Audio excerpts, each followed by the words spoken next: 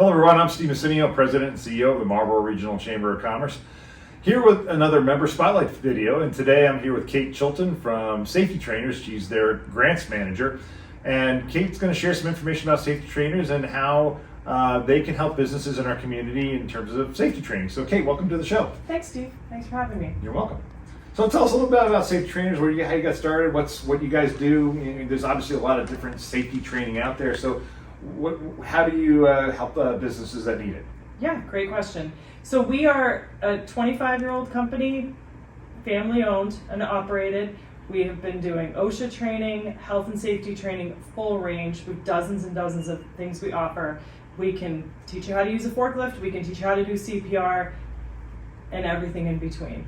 OSHA, the whole 9 yards. So my particular role has been focused on helping companies secure funding so they can get training for free from the state. Really? So tell us a little bit about that. It has to do with a DIA. What's the DIA, and how does that grant process work for businesses who might be interested in getting that money? Sure. Department of Industrial Accidents is DIA, and basically their job is to make sure that we don't have accidents. If they work, unemployment, workman's comp. They would rather not be paying workman's comp claims, right. Understandably. So their strategy, a part of it, is getting businesses resources they need in order to do training to prevent people from getting hurt in the workplace. DIA is a Massachusetts state-based grant, so it is for Massachusetts-based companies with Massachusetts employees. The training does have to happen in person, not online, which is of note because nowadays a lot of training is online. But personally, I think it is great to be with people in person, especially I think people are a little done with Zoom nowadays. So well, it's hard. I can only imagine it's kind of hard to train people safely over the internet when there's a lot of stuff you're talking about. It seems to be hands-on. Absolutely, and COVID certainly made that very challenging. So the DIA has come out strong in the past few years, really pushing back to say, yep, let's keep these trainings going. As you know, depending on folks' industry, and we work nonprofit, medical, manufacturing, hotels, restaurants, pretty much any business, nonprofits, we can provide training depending on what they need for their industry standards. Okay. So it's flexible. Awesome. So when a company reaches out to request training, obviously I assume with the variety of training that you offer, it's really based on what their needs are and based on what their industry regulations are.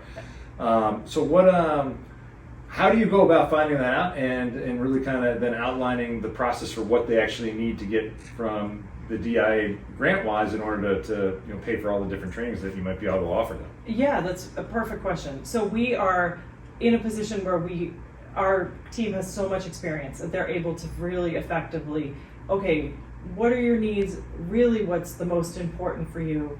What is it that's accessible maybe through other funding sources, what's accessible or through DIA. So trying to make the most of the resources.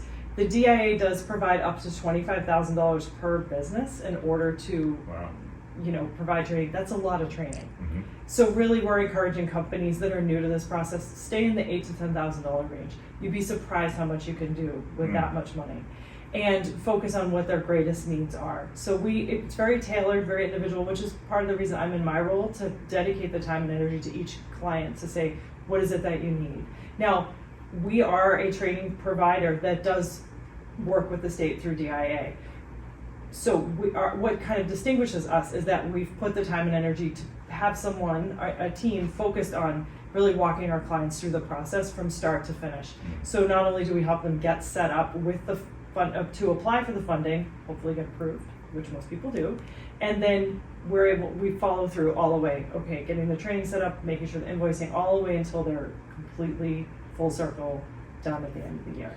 So how much training does your average client need? In other words, are we talking a couple hours, you're talking a couple of days? How does that all work typically? Oh, that's a tough one. But I think to answer, just based on the past year, we were working with clients that probably on average we were setting up somewhere between 6 to 10 trainings, somewhere between 2 and 4 hours each. Mm-hmm. So generally a lot of industries have a lot of requirements, and it doesn't stop. Like each 2 years they need to renew those commitments. So we have found sometimes they'll actually underestimate what they need, and we'll say, well, don't you have this? Don't you have that? Oh yeah, I forgot about that. Okay, great. So it's hard to say there's a specific average. However, we find that clients, when you do a little bit of a conversation, pretty much need more than they realize. Gotcha. Okay. I have found that. Sure.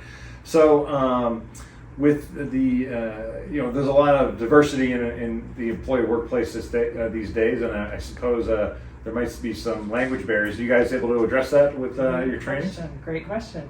We recently do have a Spanish-speaking instructor who teaches not only OSHA courses but health and safety courses, which we're really happy about because, as you know, that is a great need, and we want to make sure these workplaces are safe. We're very invested in the process of not only helping these clients secure the funding and helping them obtain the training that they're looking for, but also building a relationship so that they have people they can count on to call.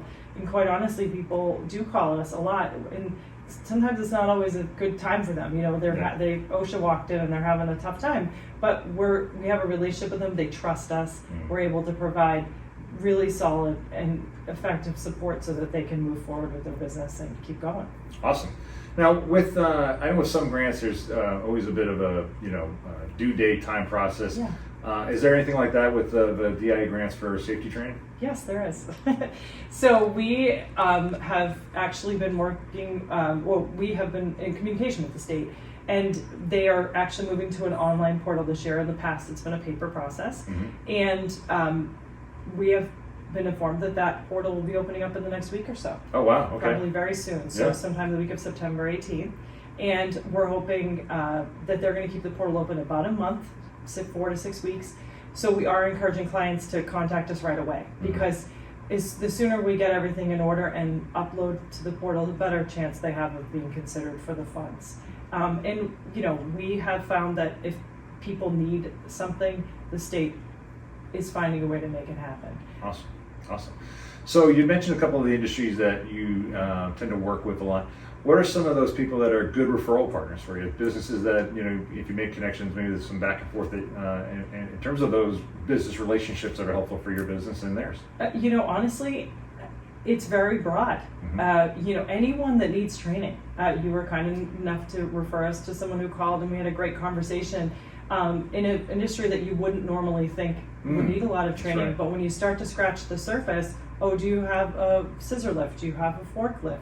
Do you have what kind of OSHA requirements do you have? Started a much deeper conversation than they had planned on. So honestly, anyone who's curious about it should feel free to reach out to me, because we can absolutely have a conversation, and don't assume the answer is no. Right. We have clients who have very sort of technical OSHA required stuff that they need. We also have clients that are really focused on human services and are looking for more of those softer skills, workplace violence type stuff, where they need to know how to manage those type of emergencies. That we can do that, all of it. Awesome. So we'll try to work with them and discover what's the best fit for them. Cool. So what's the best way for people to connect with you and find out some more and maybe get access to these grants? Perfect. Email is wonderful. Okay. And I know you're going to share that, and I appreciate it. Well, you can say it too. What's great. Okay. It's Kate@safetytrainers.com. Right. And of course, you can get more information about Safety Trainers at safetytrainers.com. And additionally, if you have any additional information you would like, you can certainly reach out to me, and we'll be happy to make a direct introduction to Kate and their team at Darcy Trainers, right? At Safety Trainers. I'm sure she'll like that. But yeah, this is we're really pleased to have you guys as a member of our chamber, and this what you're bringing out to our members is very valuable. So if you're looking to get access to those grants as the grant portal is open over the next month, please reach out to me or reach out to Kate as soon as possible and take advantage of the money that's being offered so that you can make you and your team safe at your company. And that's it for today's Member Spotlight video. Thanks for watching, and we'll see you in the next one.